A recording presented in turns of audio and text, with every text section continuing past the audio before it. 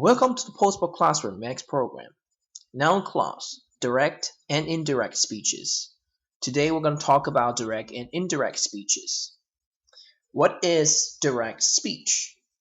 Direct speech is what other people say to us. For example, Paul said, "I'm feeling ill."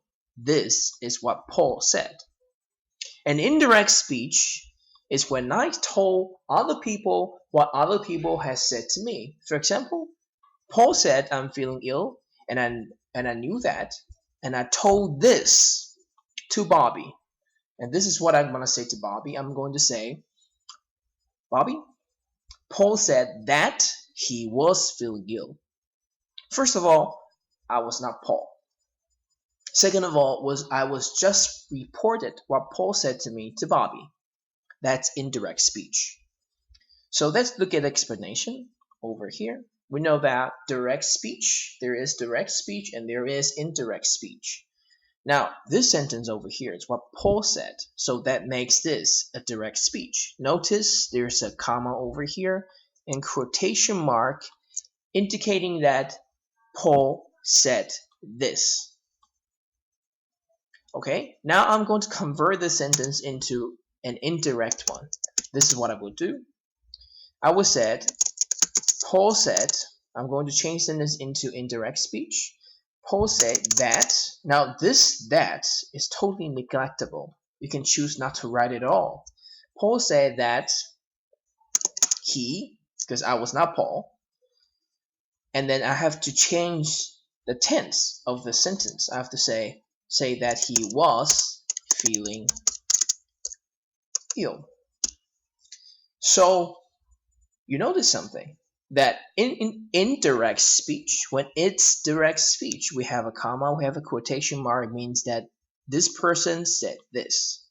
Now, in indirect speech, the person was simply reporting what other people had told him before to another person. So that person, for example, if Paul told me that and I told someone else that, this is what I will say in indirect speech. Now, there's no comma, and there is this that linking the two parts of sentences, but this over here is totally neglectable. And of course, instead of saying I, we have to say he, because in direct speech, I am not the person who is speaking. And then something, this is present tense and this is past tense. So we know that several things must be changed when we convert a sentence from a direct speech to an indirect one. Now, first of all, lose the comma, lose the quotation mark, change the person from I to he, to the person who said that in the first place. And also, we have to change the tenses. In the first direct speech sentence, we use simple present tense, and then in an indirect one, we use the past tense. So this is a simple table that you can look at. You can see that. Direct speech, if the verbs are, am, are, is, we change them to was and were. Have, has, to, had. Will, a future tense one, changed to would. Served as the past tense of the word will. And then can, change it to could. Also the past tense of can. Do, does, change to did. Simple present to simple past. Simple past to past perfect tense.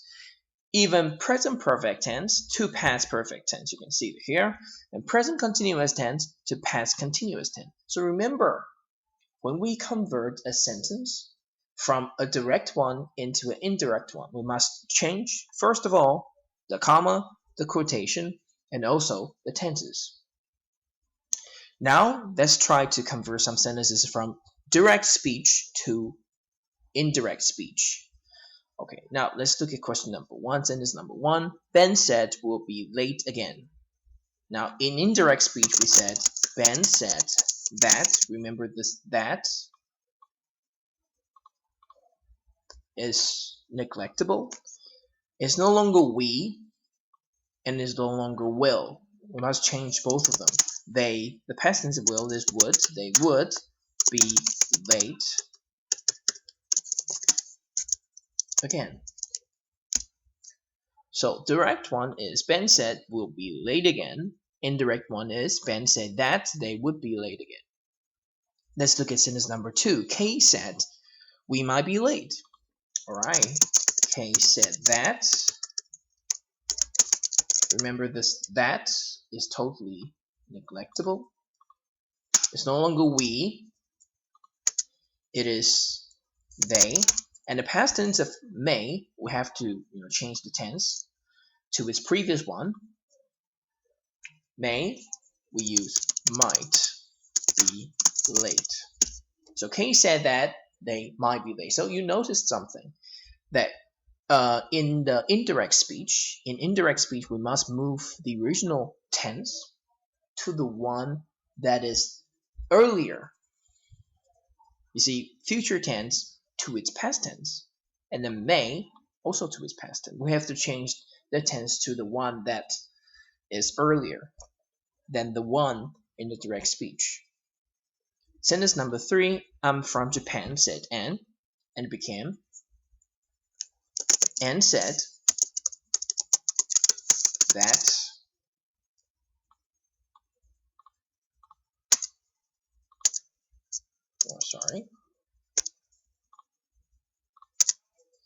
it's no longer I, it's Anne. So it's she, and it's no longer am, it's was. She was from Japan. So Anne said that she was from Japan. Number 4, Kay said, Nate, you look great. Kay said that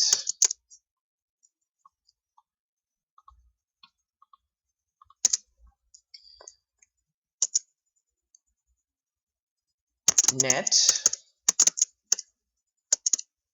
we no longer need the word you, so we should just say Nat looked, past tense, great. So the original one is present simple, and then we must change it to past tense. Number 5, Gwen said, I have lost my purse again. Gwen said that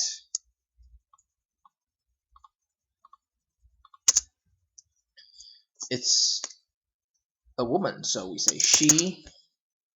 Now this is present perfect tense, we change it to past perfect. She had lost.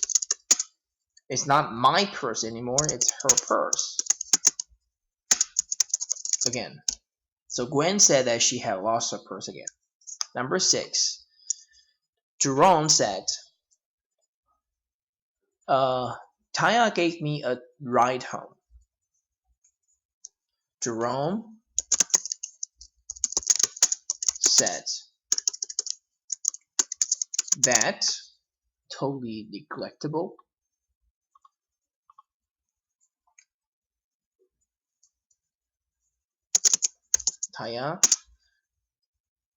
Sorry. Now look, this is past tense. We must change it to past perfect tense. Have given.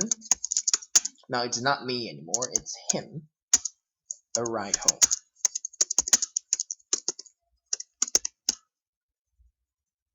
Okay. So as you can see that direct speech and indirect speech, several things. When we change the sentence, we convert a sentence from direct speech into indirect speech, several things must be changed. First of all, lose the comma, no quotation mark, change the person in the sentence, and also the tense. We must use the tense that on the timeline is earlier than the one that we use in direct speech. Okay, let's go back to our lesson plans. So as you can see, there are several examples over here, and you can take a look. Now, exceptions. As you know, tenses, there must be something that does not follow the rules. Exceptions. It is not always necessary to change the verb in indirect speech. If you report something and the situation hasn't changed, you do not need to change the verb to the past. So you have choices. When the things that you report is still true, you can choose either to change the tense or not to. So example over here, direct speech. Paul said, my new job is very interesting. So present simple tense here. But this job is still very interesting. It's true. So you can choose to say, Paul said that his new job is very interesting without changing the be verb to was. Now the situation hasn't changed. This job is still interesting. But of course, you can also say that Paul said that his new job was very interesting. It's a more formal way to say it. But if the situation hasn't changed, you do not need to change the verb to the past. There's another one. Helen said, I want to go to New York next year. And she still wants to go to New York. So you can say, Helen told me that she wants to go to New York next year. Helen still wants to go to New York next year. So it's still true. Now, here it says you can also change the verb to the past. Okay? So it's a more formal way to say it. You can change the verb to the past regardless whether it is true or not. Next time we'll move on to the remaining sections of the direct and indirect speech. Thank you for watching this.